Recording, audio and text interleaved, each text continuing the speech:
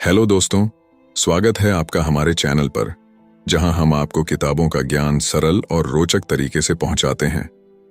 आज हम आपके लिए लेकर आए हैं एक ऐसी किताब की कहानी जिसने लाखों लोगों की सोच और जिंदगी को बदल दिया है। हम बात कर रहे हैं रॉबर्ट कियोसाकी की बेस्ट सेलर किताब रिच डैड पुअर डैड की।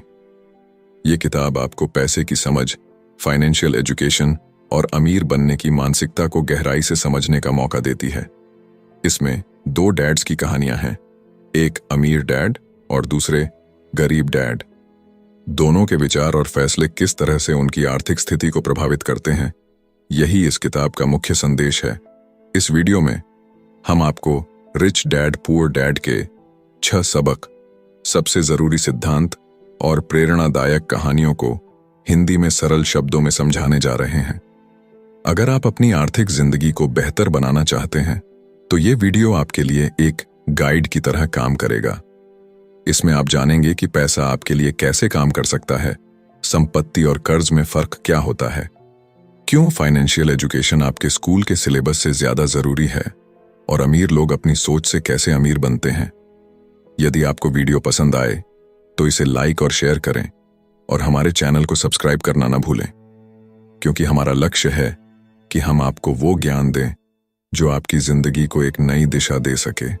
चलिए अब बिना देरी के शुरू करते हैं इस अद्भुत सफर को और जानते हैं कि रॉबर्ट कियोसाकी की इस महान किताब ने हमें क्या सिखाया है। तो बात ऐसी है कि रॉबर्ट कियोसाकी, जो कि इस किताब के लेखक हैं, उनके 2 पिता थे। उनके एक पिता जो कि पढ़े लिखे और PhD होल्डर थे, मगर जिंदगी भर गरीबी रहे और गरीबी में ही मरे। इसीलिए ना रॉबर्ट उन्हें पुअर डैड कहते थे। वहीं उनके दूसरे पिता बहुत पढ़े लिखे तो नहीं थे, लेकिन काफी अमीर थे। इसीलिए रॉबर्ट उन्हें रिच डैड बुलाते थे। तो अब ये सोचने की बात है कि किसी भी इंसान के एक ही वक्त में 2 पिता कैसे हो सकते हैं। तो इसका जवाब यही है कि उनके गरीब पिता यानी कि रियल पिता का एक ही सपना था कि रॉबर्ट खूब मेहनत से पढ़ाई करने के बाद किसी बड़ी सी कंपनी में नौकरी करके अपने भविष्य को सुरक्षित कर ले। मगर रॉबर्ट के दूसरे पिता जो कि अमीर थे, वो एक्चुअली में रॉबर्ट के दोस्त माइक के पिता थे और वो चाहते थे कि रॉबर्ट अपनी जिंदगी में कुछ चैलेंजेस को ले, क्योंकि सारे सबक सिर्फ स्कूल में ही नहीं सीखे जाते। कुछ सबक ऐसे होते हैं जिन्हें इंसान अपनी जिंदगी के तजुर्बों से ही सीखता है। तो स्कूली पढ़ाई सिर्फ आपको अच्छे ग्रेड्स तो दिला सकती है, लेकिन जिंदगी की पढ़ाई बहुत कुछ सिखाती है। बेशक पढ़ाई लिखाई की अपनी अहमियत है, मगर सिर्फ इसके भरोसे बैठ करके ही सब कुछ हासिल नहीं किया जा सकता। तो चलिए जानते हैं कि एग्जैक्टली हमें क्या करना है और कैसे करना है। उसके लिए पहला सबक कहता है कि अमीर लोग पैसे के लिए काम नहीं करते। सुनने में थोड़ा अजीब है, लेकिन इस लाइन को समझने के लिए ये कहानी आपकी काफी मदद करेगी। तो होता ऐसा है कि एक आदमी था जिसके पास एक गड्ढा था। जब भी उसे अपने गड्ढे से कुछ मेहनत करवानी होती थी तो वो एक गाजर को उसके सामने लटका देता था। उस गाजर को देखते ही गधा उसे खाने के लालच में काम करता चला जाता था। उसे बड़ी उम्मीद थी कि एक दिन वो उस गाजर तक पहुंच ही जाएगा। अभी उस आदमी के लिए तो एक अच्छी खासी तरकीब बन गई काम करवाने की, मगर बेचारे गधे को कभी भी वो गाजर नहीं मिल पाई। अब पूछिए क्यों? क्योंकि वो गाजर बस एक छलावा है। बहुत से लोग ठीक उस गधे की तरह ही होते हैं। वो मेहनत पर मेहनत के लिए चले जाते हैं, इस उम्मीद में कि एक दिन वो अमीर बन जाएंगे, मगर पैसा उनके लिए महज एक सपना बन के रह जाता है। इस सपने के पीछे भागने से आप उस तक कभी नहीं पहुंच सकते। तो पैसे के लिए काम करने की बजाय पैसे को अपने लिए काम करने दीजिए। जब आप अमीर बनना चाहते हैं तो सिर्फ पैसे कमाने के लिए काम ना करें, क्योंकि जिस तरीके से हम अमीर बनने की राह में कदम बढ़ाते हैं, हमारा डर और लालच हम पर हावी होने लगता है कि कहीं हम गरीब के गरीब ही ना रह जाएं। बस इसी डर से हम और ज्यादा मेहनत करने में जुट जाते हैं। फिर हमारा लालच हम पर हावी होने लगता है। हम उन सारी खूबसूरत चीजों की कल्पना करने लगते हैं जो पैसे से हासिल की जा सकती हैं। अब यही डर और लालच हमें ऐसे चक्कर में उलझा देता है जो कि कभी भी खत्म नहीं होता। तो हम अब और मेहनत करते हैं कि और ज्यादा कमा सके, और फिर हमारा खर्च भी उसी हिसाब से बढ़ने लगता है। तो इसी को अमीर डैड राइट रेस कहते हैं। अब इसका नतीजा ये हुआ कि हम पैसे कमाने के लिए हद से ज्यादा मेहनत करते हैं, खर्च करते हैं, और ये एक ट्रैप है। यानी कि ये एक जाल है और आपको लालच और डर का ये ट्रैप अवॉइड करना है, क्योंकि हम में से ज्यादातर लोग जो अमीर होना चाहते हैं वो इसी ट्रैप का शिकार हो जाते हैं। तो पैसे के पीछे मत भागिए, बल्कि पैसे को अपने पीछे भागने के लिए मजबूर कर दीजिए। आपकी नौकरी लगी है तो आप काम पर यह सोच करके मत जाइए कि हर महीने आपको एक पे चेक लेना है, क्योंकि वो पे चेक आपके सारे बिल्स मुश्किल से ही भर पाता है। वैसे ये हर महीने की कहानी बन जाती है। फिर तंग आकर के आप कोई दूसरी नौकरी ढूंढ करके और ज्यादा मेहनत करने लगते हैं, लेकिन तब भी आप पैसे के लिए ही काम कर रहे होते हैं, और यही वजह है कि आप कभी भी अमीर नहीं बन पाते।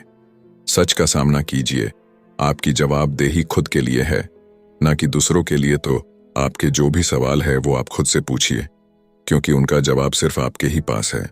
क्या आप सिर्फ इसलिए काम कर रहे हैं कि आपकी जिंदगी में सिक्योरिटी रहे, एक ऐसी नौकरी जहां से आपको निकाले जाने का कोई डर ना हो, या फिर आप सिर्फ 2 पैसे कमाने के लिए काम करते हैं और आपको लगता है कि एक दिन आप इस तरीके से अमीर हो जाएंगे?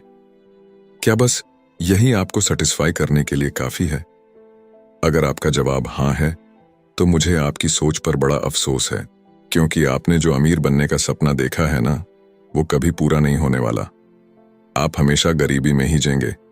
लेकिन अगर आपका जवाब ना है, तो आपका पहला कदम यह होगा कि सबसे पहले आप अपने मन से डर को हटा दीजिए, क्योंकि ज्यादा पैसा ना कमा पाने का डर और लालची आपको बगैर सोचे समझे काम करने के लिए मजबूर करता है, और हमारा यही कदम हमें नाकामयाबी की तरफ धकेलता है। बेशक हम सबके अंदर डर और चाहत की भावना होती है, और ये नेचुरल है, लेकिन उन्हें खुद पर इतना हावी ना होने दीजिए कि हम उनके बस में होकर के उलटे सीधे फैसले लेने लग जाएं। बेहतर होगा कि हम जो भी करें पहले उसके बारे में खूब सोच लें। हमेशा दिल से नहीं बल्कि दिमाग से काम ले। हर सुबह अपने आप से पूछिए कि क्या आप उतना कर पा रहे हैं जितना कि आपको करना चाहिए। क्या आप अपनी पोटेंशियल का पूरा इस्तेमाल कर पा रहे हैं? आम लोगों की तरह सोचना छोड़ दीजिए, जो काम सिर्फ और सिर्फ पैसे के लिए करते हैं। ये सोचना छोड़ दीजिए कि मेरा बॉस कम पैसे देता है, मुझे ज्यादा मिलना चाहिए, मैं ना इससे ज्यादा कमा सकता हूं। एक बात याद रखिए, आपकी परेशानियों के लिए सिर्फ आप जिम्मेदार हैं, कोई और नहीं। बॉस अगर आपकी सैलरी को नहीं बढ़ा रहा है तो उसे इल्जाम मत दीजिए।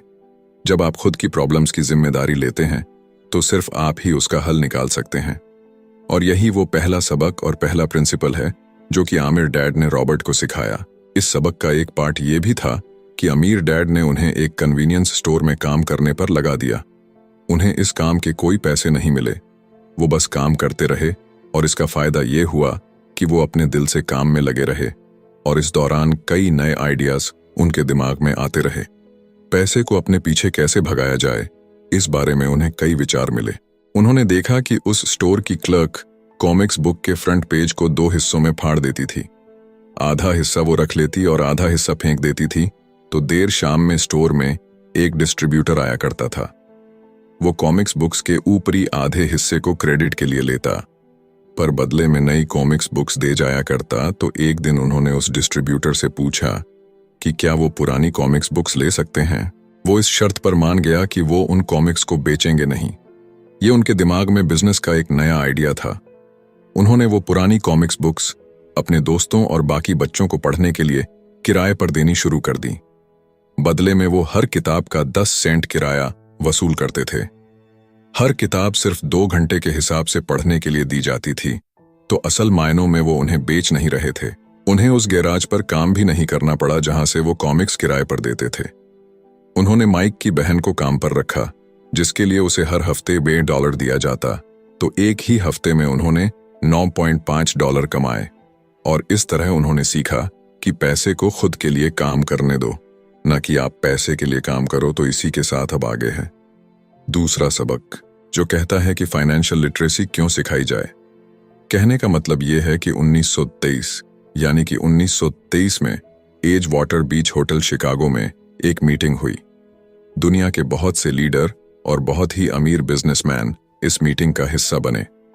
इनमें से थे एक बहुत ही बड़ी स्टील कंपनी के मालिक चार्ल्स शवाब और सैमुअल इंसुल, जो कि उस वक्त की लार्जेस्ट यूटिलिटी प्रेसिडेंट थे, और बाकी कई और भी बड़े बिजनेसमैन। तो इस मीटिंग के 25 साल बाद इनमें से कई लोग गरीबी से मरे, कुछ ने खुदकुशी कर ली, और भी कईयों ने तो अपना दिमागी संतुलन तक खो दिया था।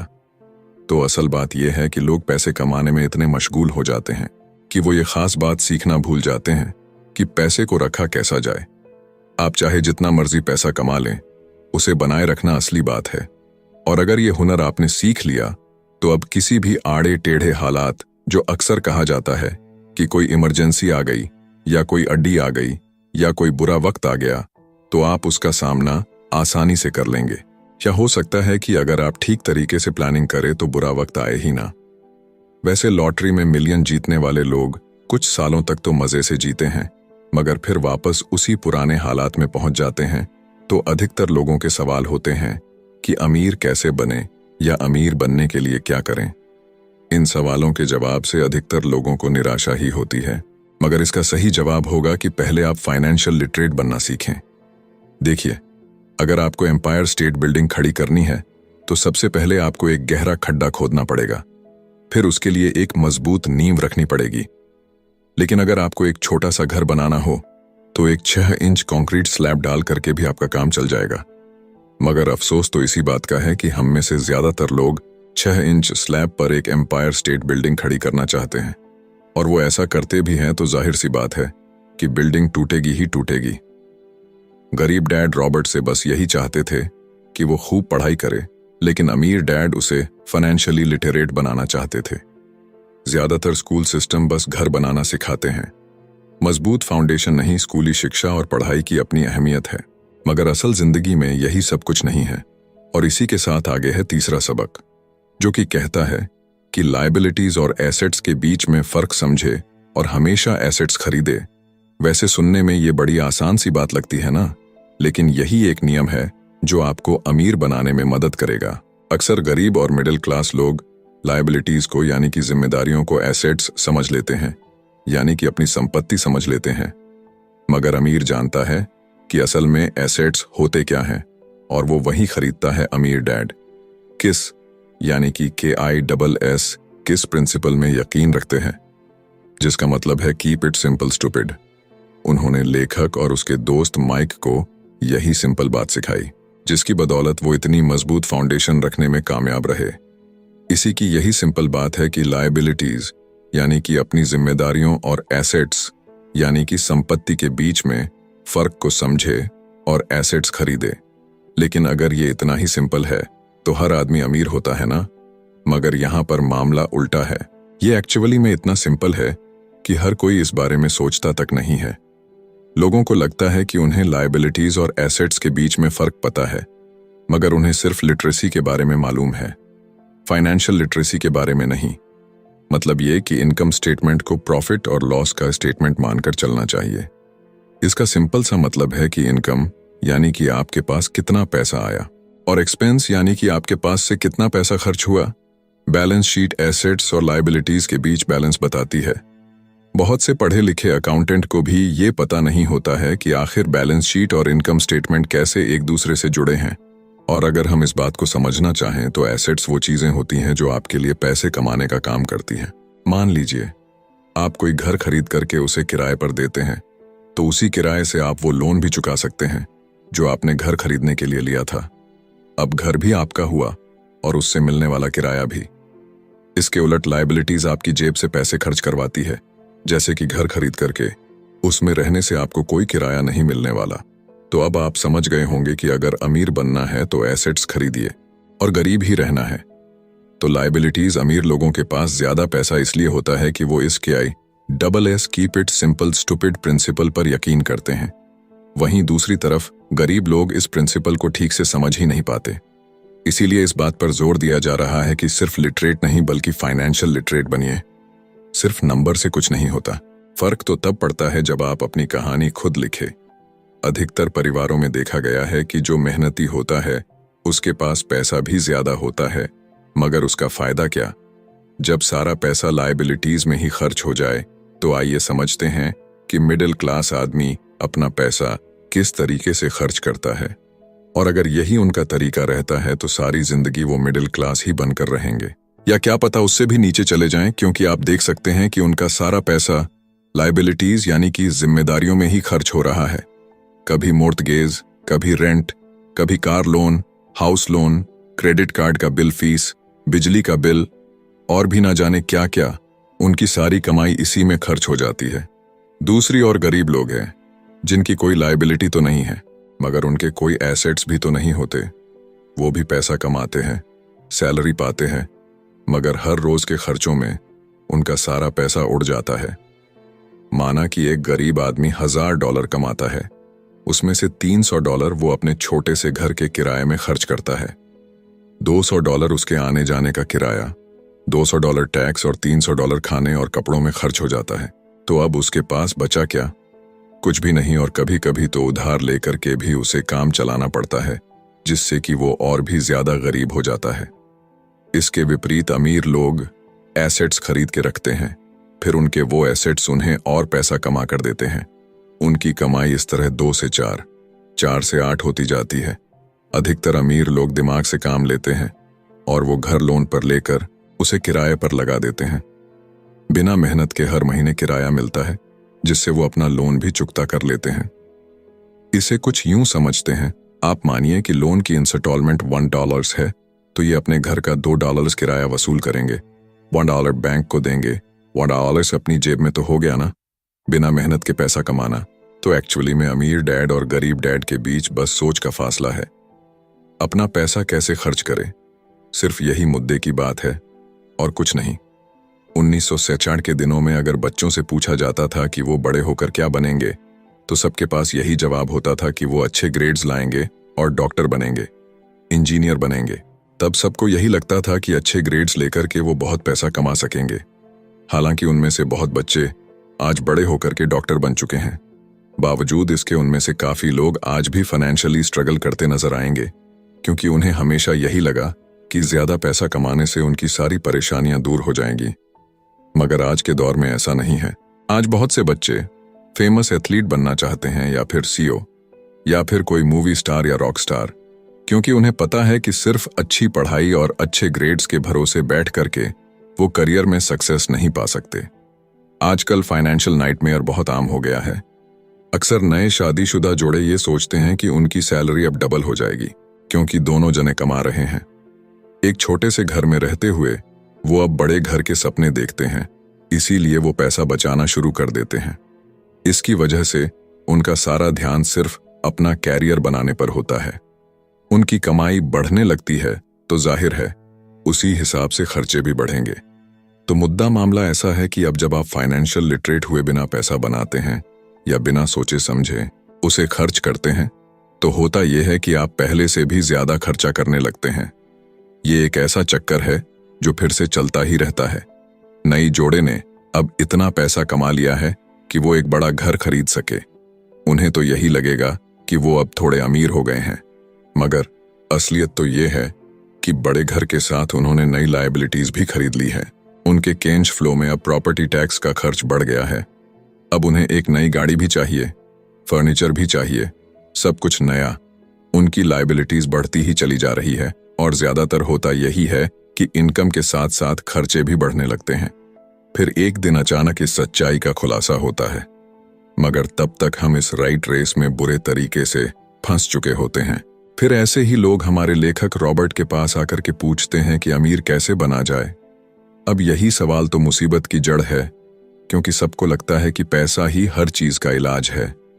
ये मानना ही एक बड़ी गलती है। उनकी समस्या ये नहीं है कि वो ज्यादा पैसा नहीं कमा रहे, बल्कि ये है कि जो कुछ उनके पास है उसे हैंडल कैसे करें। वैसे एक कहावत है जो यहां पर लागू होती है, जब तुम खुद को एक गहरे गड्ढे में पांव तो और खोदना छोड़ दो। क्योंकि ज्यादातर लोग पब्लिक स्पीकिंग से घबराते हैं।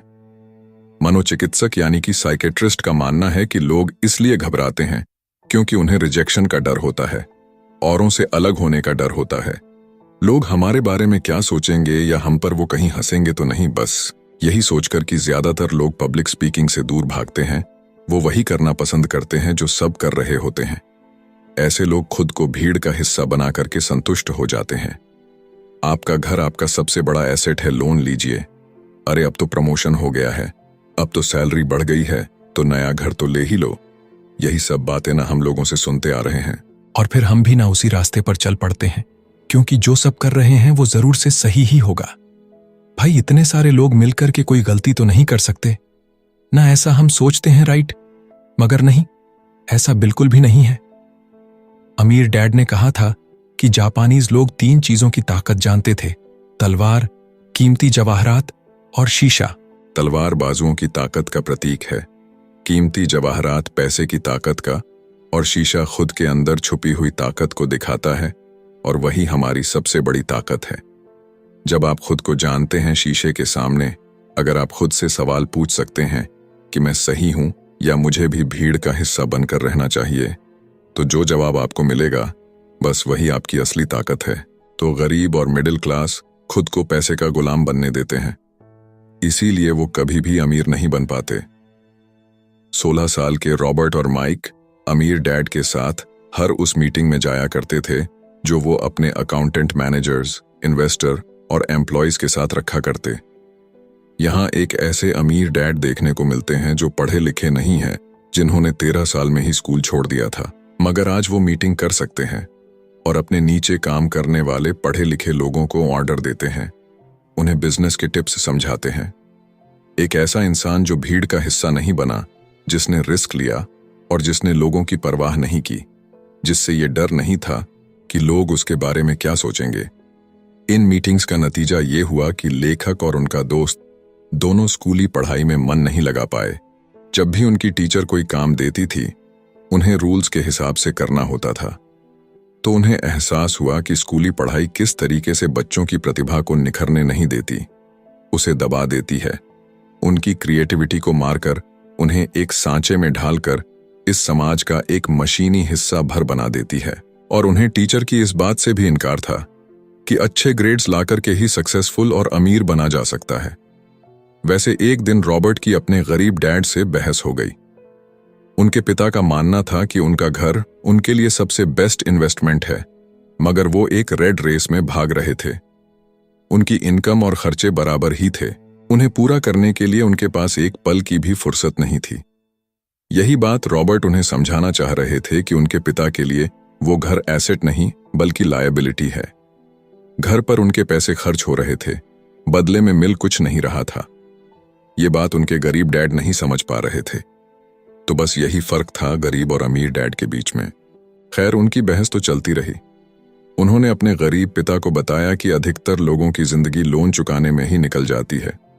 जिस घर को वो खरीदते हैं उसके लिए वो 30 साल तक लोन भरते हैं, फिर एक और बड़ा घर लेते हैं और अपना लोन रिन्यू कराते हैं। अब घर की कीमत भी उसी हिसाब से बढ़ेगी या नहीं, ये निर्भर करता है।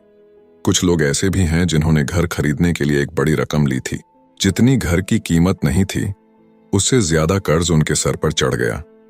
इसका सबसे बड़ा नुकसान लोगों को ये होता है कि वो बाकी जगह इन्वेस्टमेंट नहीं कर पाते, क्योंकि उनका सारा पैसा उस घर पर लगा है। उन्हें कभी इन्वेस्टमेंट करने का मौका ही नहीं मिल पाता और ना ही वो इस बारे में कुछ सीख पाते हैं, और इसी तरीके से कई एसेट्स उनके हाथों से निकल। अगर इसके बदले लोग सिर्फ एसेट्स पर ध्यान दें तो उनका फ्यूचर कहीं ज्यादा बेहतर हो सकता है। अब उदाहरण के लिए रॉबर्ट की पत्नी के पेरेंट्स एक बड़े से घर में शिफ्ट हो गए। उनका सोचना था कि अपने लिए बड़ा और नया घर लेना एक सही फैसला है, क्योंकि बाकियों की तरह उन्हें भी घर लेना एक एसेट्स लगता था। अगर वो ये जान करके हैरान रह गए कि उस घर का प्रॉपर्टी टैक्स $1000 था, ये उनके लिए बहुत ही बड़ी कीमत थी, और क्योंकि वो रिटायर हो चुके थे तो इतना पैसा टैक्स के रूप में भरना उनके रिटायरमेंट बजट के बाहर था। बेशक हम ये नहीं कह रहे कि आप एक नया घर ना लें, बल्कि हम समझाना चाहते हैं कि जितने पैसे से आप एक बड़ा घर लेंगे, उतने पैसे आप किसी एसेट में इन्वेस्ट करें तो बेहतर होगा। आपका एसेट आपके लिए कमाई करेगा और कुछ ही समय के बाद आपके पास इतना पैसा होगा कि आप आसानी से मनपसंद घर ले पाएंगे, और वो भी बिना किसी लोन के।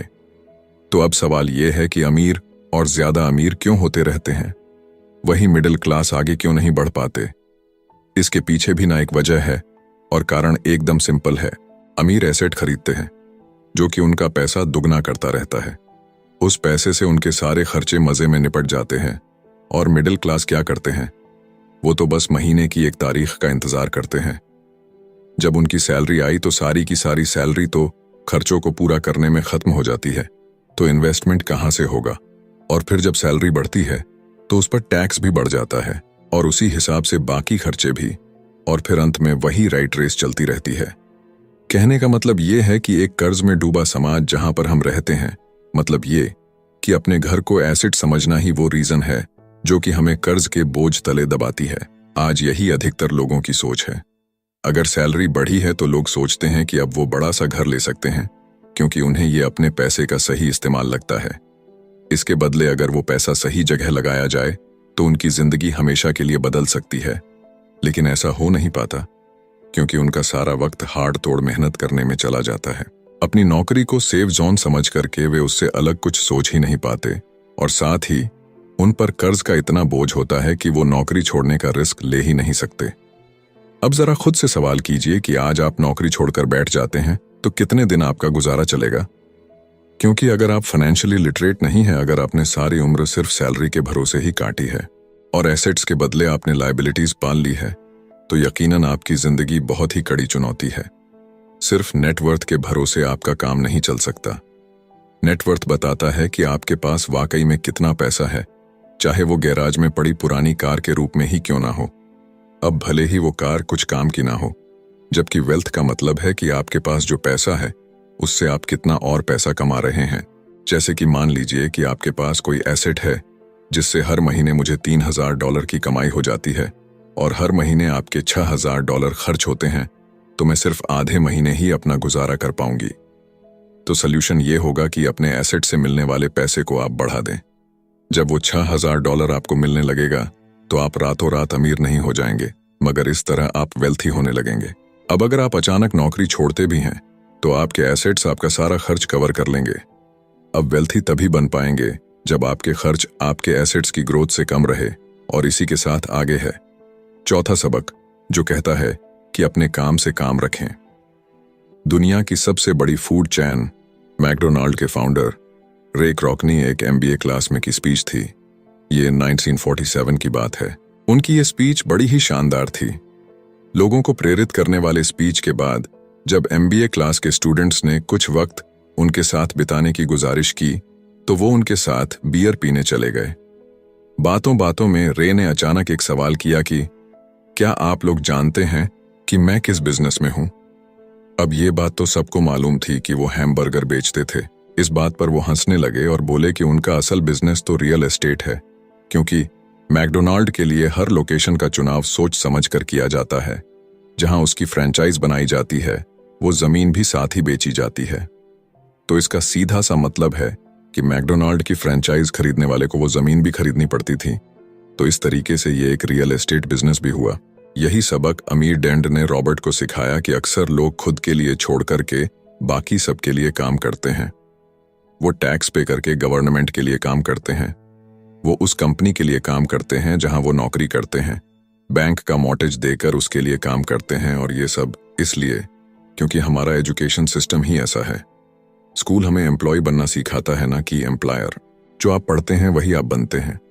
अगर आपने साइंस पढ़ी है तो डॉक्टर, मैथमेटिक्स पढ़ी है तो इंजीनियर, मतलब जो भी आपने पढ़ा है वो आप बने। अब मुसीबत तो ये है कि इससे छात्रों का कोई भला नहीं हो पाता, क्योंकि वो नौकरी और बिजनेस के बीच के फर्क में उलझ कर रह जाते हैं। जब कोई पूछता है कि आपका क्या बिजनेस है तो आपको ये नहीं बोलना चाहिए कि मैं तो एक डॉक्टर हूं या एक बैंकर हूं, क्योंकि वो आपका प्रोफेशन है, बिजनेस नहीं। कहने का मतलब ये है कि आप जो भी करते हैं उसे अपना बिजनेस बनाइए, नौकरी नहीं। अपनी सारी उम्र दूसरों के लिए काम करके उन्हें अमीर करने में बर्बाद ना करें, बल्कि खुद की जिंदगी को खुशहाल बनाने के लिए काम करें। बहुत से लोगों को इस बात का एहसास बड़ी देर से होता है कि उनका हाउस लोन उनकी जान ले रहा है, और फिर उन्हें लगता है कि जिसे वो एसेट मानने की गलती कर रहे थे, एक्चुअली कभी वो एसेट था ही नहीं। जैसे उन्होंने कार ली तो उससे जुड़े तमाम खर्चे उनकी लायबिलिटीज बन गए, तो उनकी मुसीबतें शुरू हो जाती हैं। इसीलिए तो हम एसेट कॉलम पर इतना ज्यादा जोर दे रहे हैं ना कि आपकी इनकम कॉलम पर, और यही फाइनेंशियली सिक्योर होने का सही तरीका है। आप कितने अमीर हैं ये जानने का सही तरीका नेटवर्थ इसलिए नहीं है, क्योंकि जब भी आप अपने एसेट बेचते हैं तो उन पर भी टैक्स लगता है। आपको उतना पैसा नहीं मिलता जितना कि आप सोचते हैं। आपके बैलेंस शीट के हिसाब से आपको जितना भी पैसा मिलेगा उस पर भी आपको टैक्स देना पड़ेगा। ये किताब आपको कभी ये सलाह नहीं देगी कि आप अपनी नौकरी छोड़ें। आप अपनी नौकरी करते रहिए और साथ ही एसेट्स भी खरीदते रहिए। और एसेट्स से मेरा मतलब है सही और असली मायने में एसेट्स। मैं ये नहीं कहूंगी कि आप कोई कार्ड लीजिए, क्योंकि वो मेरी नज़र में असेट्स यानी कि संपत्ति नहीं है, क्योंकि जैसे ही आप उसे चलाना शुरू करते हैं वो अपनी कीमत का 25% खो देती है। अब किस तरह के एसेट्स खरीदे जाने चाहिए, यहां हम आपको कुछ उदाहरण देते हैं। ऐसा बिजनेस जहां आपकी मौजूदगी जरूरी ना हो, जो दूसरे लोग आपके लिए चलाएं, क्योंकि आप वहां पर ज्यादा वक्त देंगे तो वो बिजनेस नहीं, नौकरी होगी। दूसरा है रियल एस्टेट पे पैसा लगाएं। तीसरा है स्टॉक और बांड खरीदे। तो जब एसेट खरीदे तो अपनी पसंद की चीजों पर पैसा लगाएं, क्योंकि आपका मन होगा तभी आप उस पर ध्यान दे पाएंगे। अगर उसमें आपकी रुचि होगी तो आप उसे बेहतर समझ पाएंगे। रॉबर्ट को रियल एस्टेट और स्ट्रोक्स में रुचि थी, खासकर छोटी कंपनीज में इन्वेस्ट करना। अपने अमीर डैड की सलाह पर उसने अपनी नौकरी कभी नहीं छोड़ी। वो जॉब करता रहा, साथ ही अपने एसेट कॉलम को बड़ा और मजबूत बनाता चला गया। एक पैसा भी जो आप कमाते हैं उसे बेकार न जाने दें। अपने पैसे को अपना गुलाम मानकर चलिए, जो कि आपके लिए काम करे। आप लग्जरी खरीदना चाहते हैं, शौक से खरीदे, कोई बड़ी बात नहीं, मगर ये ना भूले कि अमीर और मिडिल क्लास में यही सोच का फर्क है। जहां मिडिल क्लास पैसा आते ही पहले लग्जरी में खर्च करेगा, वहीं अमीर आदमी उसे अंत में खरीदेगा। और इतना समझ लेने के बाद अब अगले सबक में आप अमीर लोगों के सबसे बड़े सीक्रेट के बारे में जानेंगे। तो 5वां सबक कहता है कि अमीर पैसा इन्वेंट करते हैं। अलेक्जेंडर ग्राहम बेल ने टेलीफोन इन्वेंट करने के बाद उसे पेटेंट कर दिया था। इनका बिजनेस बढ़ा और संभालने में मुश्किल होने लगी तो वो वेस्टर्न यूनियन गए और उन्हें अपना पेटेंट और छोटी सी कंपनी $1,00,000 में बेचने की पेशकश की। उस वक्त की वेस्टर्न यूनियन के प्रेसिडेंट ने पेशकश को ठुकरा दिया। उन्हें ये दाम कुछ ज्यादा ही लग रहे थे और फिर उसके बाद एक बड़ी कंपनी AT&T का जन्म हुआ। रॉबर्ट 1984 से प्रोफेशनल तौर पर पढ़ा रहे हैं। एक चीज जो हजारों लोगों को पढ़ाने के बाद उन्होंने जानी तो वो ये कि उन सब लोगों में पोटेंशियल था, बल्कि हर एक इंसान में पोटेंशियल है जो कि हमें महान बना सकती है। इसके बावजूद जो हमें रोकता है वो है खुद पर डाउट रखना। स्कूल छोड़ने के बाद हमें पता चलता है कि जिंदगी में आगे बढ़ने के लिए सिर्फ ग्रेड्स ही काफी नहीं होते। जैसे सिर्फ स्मार्ट लोग ही आगे नहीं बढ़ते, बल्कि वे बढ़ते हैं जो कि बोल्ड भी होते हैं। ये सच है कि फाइनेंशियल जीनियस होने के लिए इसकी नॉलेज भी होनी चाहिए, मगर साथ ही हिम्मत और बोल्डनेस भी चाहिए। ज्यादातर लोग पैसे के मामले में कोई रिस्क नहीं लेना चाहते, मगर अमीर होने के लिए आपको रिस्क लेने ही पड़ेंगे, क्योंकि हो सकता है कि आने वाले सालों में एक नया बिल गेट्स पैदा हो या अगला अलेक्जेंडर और बाकी शायद दिवालिया बनकर गरीब हो जाए। अब ये आपकी मर्जी है, आप इनमें से क्या बनना चाहते हैं। अगर आप अपना फाइनेंशियल IQ बढ़ाते हैं तो बहुत कुछ हासिल कर सकते हैं, और अगर नहीं तो आने वाले साल और भी डरावने हो सकते हैं, क्योंकि हर पुराना जाता है तो नया आता है। तो जो आज है वही सबसे खुशहाल वक्त है। आज के दौर में लोग ज्यादा फाइनेंशियली स्ट्रगल कर रहे हैं क्योंकि उनकी सोच अभी भी पुरानी है। फिर वे अपनी गलती ना मानकर या तो अपने बॉस को इल्जाम देंगे या नई टेक्नोलॉजी को। जो कभी कल के दौर में एसेट था वही आज लायबिलिटी बन चुका है, तो आपको अपडेट रहने की जरूरत है। रॉबर्ट ने एक गेम डिजाइन किया जिसे वो कींच फ्लो कहते हैं। ये लोगों को सिखाता है कि पैसा कैसे काम करता है, अमीर बनने की राह क्या है और राइट रेस से बाहर कैसे निकले। ये सारी चीजें इस गेम से समझाने की कोशिश की गई है। एक दिन एक औरत आई। गेम खेलने के दौरान उसने एक बोर्ड कार्ड जीता, जिसका मतलब था कि उसने उस गेम में एक बोर्ड जीती। वो औरत बड़ी खुश हुई, मगर जब उसे पता चला कि वोट लेने के लिए तो उसे एक बड़ी रकम टैक्स भरनी होगी, तो उसकी खुशी गायब हो गई। वो वोट उसके लिए अब एसेट नहीं बल्कि लायबिलिटी बन गई। उसे पता चला कि ऐसे तो ये वोट उसकी जान ही ले लेगी। उसे ये आइडिया समझ में ही नहीं आया और रिफंड की मांग की। उसे उसके पैसे वापस मिल गए और वो चली गई, मगर बाद में उसने फोन करके बताया कि उसे अब गेम का आइडिया कुछ समझ में आने लगा था। वो उस गेम से अपनी लाइफ को जोड़ करके देख पा रही थी। पैसा कैसे काम करता है, इस बात को समझ ना पाने की वजह से उसका गुस्सा जायज था। हम भी अक्सर यही करते हैं। जो बात हमारी समझ से परे होती है उस पर गुस्सा आता है और हम जिंदगी की हर परेशानी के लिए उसे ब्लामे करना शुरू कर देते हैं। मगर अगर ठंडे दिमाग से सोचे तो ये तरीका एकदम गलत होगा। बेहतर होगा कि हम उन्हें समझने की कोशिश करें, तो गेम ऑफ लाइफ जीत सकते हैं। बहुत से लोग कैश फ्लो गेम में खूब पैसा जीतते हैं, फिर उन्हें समझ ही नहीं आता कि उस पैसे का क्या करें, तो वो हैरान होने लगते हैं। इसकी वजह है उनकी पुरानी सोच जो आगे नहीं बढ़ने देती, और फिर वो बाद में सारा पैसा ही हार बैठते हैं। कुछ लोग कहते हैं कि वे हार गए क्योंकि उनके पास सही पत्ते नहीं थे। बहुत से लोग इस तरह जिंदगी में सही मौकों की तलाश में बैठे रहते हैं। कुछ लोग तो सही मौका मिलता भी है तो उसका फायदा नहीं उठा पाते क्योंकि वो कहेंगे कि उनके पास पैसा ही नहीं था। अब कुछ ऐसे भी होते हैं जिन्हें पैसा और मौका दोनों मिले, फिर भी वो कुछ हासिल नहीं कर पाए क्योंकि एक्चुअली में वो समझ ही नहीं पाए कि ये एक अपॉर्चुनिटी है। फाइनेंशियल इंटेलिजेंस का मतलब है कि आप पैसे को लेकर कितने क्रिएटिव हो सकते हैं। अगर आपको मौका मिलता है तो बगैर पैसे के आप क्या करेंगे, और अगर पैसा है मगर मौका नहीं तो उस सूरत में आप क्या करेंगे। ये सब आपकी फाइनेंशियल इंटेलिजेंस पर निर्भर करता है। ज्यादातर लोग इस बात का एक ही सॉल्यूशन जानते हैं कि खूब मेहनत करके खूब पैसा कमाया जाए, लेकिन आपको सीखना है कि अपने लिए मौका कैसे पैदा किया जाए, न कि उसके इंतजार में बैठे रहे। सबसे खास बात अमीरों की जो है वो ये है कि उन्हें पता है कि पैसा असली चीज नहीं है। असली चीज है इसका सही मतलब जानना, ये जान लेना कि जो हमें चाहिए वो हम इससे बना सकते हैं। हमारा दिमाग हमारे लिए सबसे बड़ा एसेट होता है। यही हमें सुपर रिच बना सकता है या सुपर पुअर, निर्भर करता है कि हम कैसे इसका इस्तेमाल करें। जो लोग सफल हैं उनके साथ कदम मिलाकर चलना है, तो आपको ये सीखना पड़ेगा कि पैसा बढ़ाने की चाहत को खुद के अंदर कैसे पैदा करें।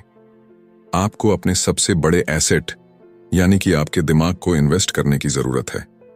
आपको फाइनेंशियली इंटेलिजेंट होना पड़ेगा। तो आइए इसे हम समझते हैं एक उदाहरण से। 1990 के दशक में एरिज़ोना और फिनिक्स के आर्थिक हालात बुरे चल रहे थे। वहां के लोगों को हर महीने $100 बचाने की सलाह दी जा रही थी। बुरे वक्त के लिए पैसा बचाने का विचार कुछ हद तक सही भी है, मगर उस पैसे का क्या फायदा जो आप जमा करते जाते हैं। इससे तो अच्छा है कि उनका कुछ हिस्सा इन्वेस्ट किया जाए जो कि आगे चलकर आपको फायदा दे। खैर, बात करते हैं एरिज़ोना और फिनिक्स के लोगों की जो आर्थिक तंगी झेल रहे थे। ऐसे में इन्वेस्टर को ये एक बढ़िया मौका लगा। लोग जो अपनी प्रॉपर्टी अपने पौने दामों में बेच रहे थे उसे कई इन्वेस्टर्स ने हाथों हाथ खरीद लिया। रॉबर्ट ने भी $75,000 की कीमत वाला एक घर सिर्फ $20,000 में खरीद लिया। इसके बाद उन्होंने अर्तोनी के ऑफिस में एक ऐड दिया, $75,000 वाला घर सिर्फ $60,000 में। बस इसे लेने के लिए ग्राहक टूट पड़े। रॉबर्ट का फोन बजना बंद ही नहीं हो रहा था कि ये पैसा उनको उस एसेट से मिलने जा रहा था जो उन्होंने प्राइमरी नोट के रूप में ग्राहक से लिया था, और उन्हें ये पैसा कमाने में केवल 5 घंटे लगे। उन्होंने जो $40,000 इन्वेंट करे वो उनके एसेट कॉलम से क्रिएट हुए थे, और बगैर टैक्स के उन्होंने अचानक ही मिले एक मौके का फायदा उठाकर ये पैसा क्रिएट अपने इनकम कॉलम में ऐड कर लिए। कुछ सालों के बाद ही उनके इस बिजनेस ने इतना पैसा क्रिएट किया कि उनकी कंपनी की कार, गैस, इंश्योरेंस, क्लाइंट के साथ डिनर ट्रिप और बाकी चीजें सब कवर हो गईं। जब तक गवर्नमेंट उन खर्चों पर टैक्स लगाती, इनमें से ज्यादातर चीजें प्री टैक्स एक्सपेंसेस में खर्च हो चुकी थीं। कुछ सालों के बाद ही जो घर $60,000 में बिका था अब वो $1,10,000 का था। अभी भी उनके पास कुछ मौके थे, मगर वो इतने कम थे कि उनके लिए रॉबर्ट को एक वैल्यूएबल एसेट लगाना पड़ता, और अपना वक्त भी तो वो आगे बढ़ गए। उन्हें अब नए मौकों की तलाश करनी थी। अब आप एक सवाल खुद से कीजिए, मेहनत करना भी बहुत मेहनत का काम है। 50% टैक्स भरिए और बाकी बचाइए। अब वो सेविंग्स आपको 5% इंटरेस्ट देगी, और फिर उस पर भी आप और टैक्स भरे। इससे तो अच्छा होगा कि आप अपना पैसा और टाइम अपने सबसे पावरफुल एसेट यानी कि अपने दिमाग पर इन्वेस्ट करें और फाइनेंशियली इंटेलिजेंट बने। ये दुनिया कभी भी एक सी नहीं रहती, जो आज या कल नहीं होगा। कभी मंदी तो कभी तेजी का दौर चलता रहेगा। वक्त के साथ टेक्नोलॉजी और भी बेहतर होती जाएगी। आज मार्केट ऊपर है तो कल नीचे होगा। खासकर स्टॉक मार्केट तो हर रोज बदलता है, मगर इससे आपको क्या फर्क पड़ेगा? अगर आप फाइनेंशियली इंटेलिजेंट है तो क्योंकि आप तो हर हालात के लिए तैयार रहेंगे। आपको जिंदगी में बेशुमार मौके मिलेंगे जहां पर आप अपनी फाइनेंशियल इंटेलिजेंट का फायदा उठा सकते हैं। जरूरत है तो बस उन मौकों को लपकने की। अमूमन हम दो तरह के इन्वेस्टर देख सकते हैं। पहले वो जो पैकेज इन्वेस्टमेंट खरीदते हैं, और ये काफी आसान और बगैर झंझट का काम है। दूसरे इन्वेस्टर अपने लिए खुद ही इन्वेस्टमेंट क्रिएट करते हैं। इनको आप प्रोफेशनल भी कह सकते हैं। जितना ये इन्वेस्ट करते हैं उससे कई गुना ज्यादा पैसा बना लेते हैं। अब अगर आप इस तरह के इन्वेस्टर बनना चाहते हैं तो आपको खास तौर पर इन 3 स्किल्स को समझने की जरूरत है। पहली, ऐसी अपॉर्चुनिटी ढूंढिए जो कि बाकी न ढूंढ सके। याद रहे कि आपका दिमाग वो देख सकता है जो बाकियों की आंखें भी नहीं देख पाए। दूसरा है, पैसा बढ़ाइए। जब पैसे की जरूरत पड़े तो मिडिल क्लास केवल बैंक जाता है, मगर दूसरे टाइप के इन्वेस्टर पैसा बढ़ाकर के कैपिटल रेस करते हैं। उन्हें हमेशा बैंक की जरूरत नहीं पड़ती। और आगे ये तीसरा, स्मार्ट लोगों को ऑर्गेनाइज कीजिए। इंटेलिजेंट लोग वो होते हैं जो अपने से ज्यादा स्मार्ट लोगों के साथ मिलकर के काम करते हैं। इसीलिए इन्वेस्ट करने से पहले अपने इन्वेस्टमेंट एडवाइजर को चुनें। मुझे मालूम है कि यह सब आपके लिए कुछ ज्यादा है, मगर इसके रिवॉर्ड्स तो बड़े ही शानदार हैं। जिंदगी में रिस्क बहुत है, लेकिन उन्हें हैंडल करना सीख करके ही आप अमीर बन पाएंगे। और इसी के साथ आगे है छंटवा सबक, सीखने के लिए काम करें, पैसे के लिए नहीं। तो बात ऐसी है कि एक बार एक जर्नलिस्ट ने रॉबर्ट का इंटरव्यू लिया था। रॉबर्ट उसके आर्टिकल पहले भी पढ़ चुके थे और उस जर्नलिस्ट के लिखने के स्टाइल से बहुत ही प्रभावित थे। इंटरव्यू जब पूरा हुआ तो उस जर्नलिस्ट ने रॉबर्ट को बताया कि वो एक मशहूर लेखिका बनकर उनकी ही तरह एक दिन फेमस होना चाहती है। तो रॉबर्ट ने उनसे पूछा, तो ऐसा क्या है जो उन्हें मशहूर होने से रोक रहा है? इस सवाल के जवाब में उस जर्नलिस्ट ने कहा, उनकी जॉब आगे नहीं बढ़ पा रही है।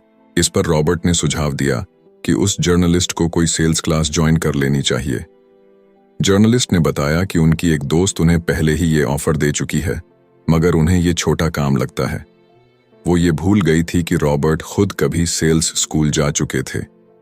तो इस बात का पॉइंट ये है कि अगर आपके पास कोई टैलेंट है जिसके दम पर आप कुछ पैसा कमाना चाहते हैं, तो आपका टैलेंट काफी नहीं होगा, क्योंकि उस टैलेंट को कैसे भुनाया जाए जब तक आप ये बात नहीं जानते, आपका टैलेंट यूं ही बेकार है।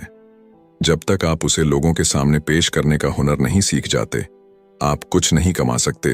तो बेचने की कला सीखने में कोई शर्म की बात नहीं है। किसी भी सेल्समैन को इसके लिए शर्मिंदा नहीं होना चाहिए। एक तो सबसे बड़ा फर्क अमीर डैड और गरीब डैड के बीच में था, वो ये है कि गरीब डैड हमेशा नौकरी की चिंता करते थे कि जॉब हमेशा सिक्योर रहे, क्योंकि एक सेफ जॉब ही उनके लिए सब कुछ थी। जबकि अमीर डैड हमेशा सिर्फ और सिर्फ कुछ सीखने पर जोर देते थे। अमीर बनने के लिए आपको बहुत कुछ सीखना पड़ेगा। इसके अलग पहलू को देखें तो स्कूल हमें रिवॉर्ड करते हैं किसी एक ही खास चीज में महारत के लिए। इसका एक उदाहरण देखिए, जब डॉक्टर मास्टर की डिग्री लेते हैं तो उसके बाद किसी एक स्पेशल फील्ड में डॉक्टरेट करते हैं, जैसे कि पीडियाट्रिक या कुछ और, मतलब एक छोटे से विषय पर उन्हें बहुत पढ़ना पड़ता है उस फील्ड में महारत के लिए, और यही उनका रिवॉर्ड होता है। ऐसे ही बहुत कुछ जानने के लिए जो थोड़ा बहुत आप सीखते हैं, वो नॉलेज तभी आएगी जब आप अलग अलग कंपनीज के लिए काम करेंगे, दुनिया की अलग अलग चीजों को जाएंगे, चीजें कैसे काम करती है, ये सभी बातें अनुभव करेंगे, तभी आपकी नॉलेज बढ़ेगी। शायद यही वजह थी कि अमीर डैड छोटे रॉबर्ट और माइक को अपने साथ लेकर जाते थे जब वे अपने डॉक्टर, अकाउंटेंट्स, लॉयर या किसी प्रोफेशनल से मिलने जाते। जब रॉबर्ट ने मैरिन कॉर्प्स ज्वाइन करने के लिए अपनी हाई पेइंग जॉब छोड़ी, तो उसके गरीब मगर पढ़े लिखे पिता समझ नहीं पा रहे थे कि रॉबर्ट ने ऐसी शानदार नौकरी क्यों छोड़ी। वे गलत तरह से इस फैसले से सख्त निराश हुए। रॉबर्ट ने उन्हें समझाने की हर मुमकिन कोशिश की कि उनका ऐसा करना क्यों जरूरी था, मगर उन्हें तो ये बात हजम ही नहीं हो रही थी। रॉबर्ट ने उन्हें कहा कि वो सीखना चाहते हैं कि खुले आसमान में कैसे उड़े। उन्हें जानना था कि वर्कर्स की टीम को कैसे हैंडल किया जाए। किसी भी कंपनी को अपने बलबूते पर चलाना कितना मुश्किल काम है। रॉबर्ट ये सब सीखना चाहते थे। वियतनाम से लौटने के बाद रॉबर्ट ने अपनी जॉब से रिजाइन कर दिया और जेरोक्स कॉर्प्स को ज्वाइन कर लिया। उन्हें यह नौकरी किसी फायदे के लिए नहीं चाहिए थी। वो इतने शर्मीले थे कि किसी को कुछ भी बेचने के ख्याल से ही उन्हें पसीना आ जाता। अपनी इसी कमी को दूर करने के लिए उन्होंने जेरोक्स के सेल्स ट्रेनिंग प्रोग्राम की शिक्षा ली। इसके बाद रॉबर्ट ने खुद अपनी कंपनी की शुरुआत की और अपना पहला शिपमेंट भेजा। वे अगर इसमें नाकामयाब रहते तो पक्का दिवालिया हो जाते, लेकिन उन्होंने ये रिस्क लिया और अपने अमीर डैड की सीख को याद रखा कि बेशक आप 30 की उम्र से पहले दिवालिया होने का रिस्क ले सकते हो, क्योंकि इस उम्र में आपको रिकवर होने का मौका भी मिल जाता है। ज्यादातर एम्प्लॉय अपने वर्कर्स को इतना तो पे करते हैं कि वो काम छोड़कर ना जाए, और ज्यादातर वर्कर भी जी फाड़ करके इसलिए मेहनत करते हैं कि वो काम से निकाले ना जाए। इसीलिए तो उन्हें सिर्फ अपनी सैलरी और कंपनी से मिलने वाले फायदों से ही मतलब होता है। इस सोच के साथ उनके कुछ साल तो बढ़िया गुजरते हैं, मगर ये लंबे समय तक काम नहीं करता। तो क्यों ना आप वो सब कुछ अभी सीखें जो आप सीखना चाहते हैं, इससे पहले कि आप कोई एक खास प्रोफेशन अपने लिए चुनें, क्योंकि अगर एक बार आपने अपना प्रोफेशन चुन लिया तो आप हमेशा के लिए उसी में बंध कर रह जाएंगे। तो दोस्तों, इसी के साथ ये समरी यहीं पर समाप्त होती है। धन्यवाद।